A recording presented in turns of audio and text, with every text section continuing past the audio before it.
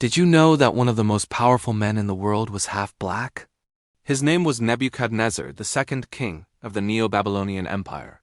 He was the first non-Semitic king of Babylon and the first black African to rule over the Mesopotamian region.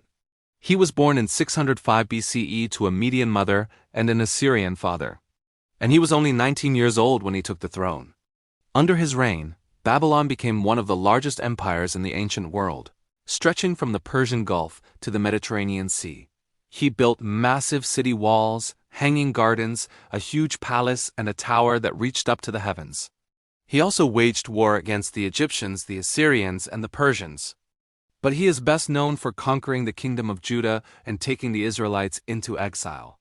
In 597 BCE, he captured Jerusalem and its temple treasures and deported many of its inhabitants, including the prophet Ezekiel. Then in 586 BCE, he destroyed the city and burned down Solomon's temple. Many people believe that he was the pharaoh who murdered Moses, but there is no historical evidence to support this claim. In fact, there is no evidence that Moses ever existed.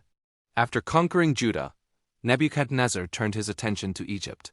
He defeated the pharaoh Hophra and took him prisoner.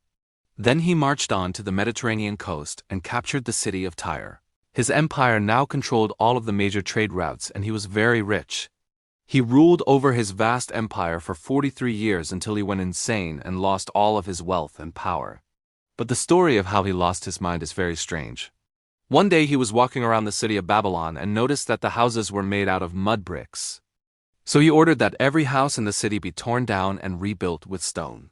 Then he chained up all of the builders and forced them to finish the job in one night. Of course, they couldn't finish it in time and they were all put to death the next day.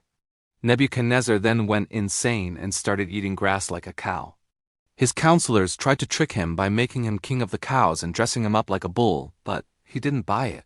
He roamed around the country in animal skins until his mind was restored to him after 7 years. When he became the laughingstock of the ancient world, he decided to take his own life. He hanged himself in his palace, ending the life of one of the greatest kings in history.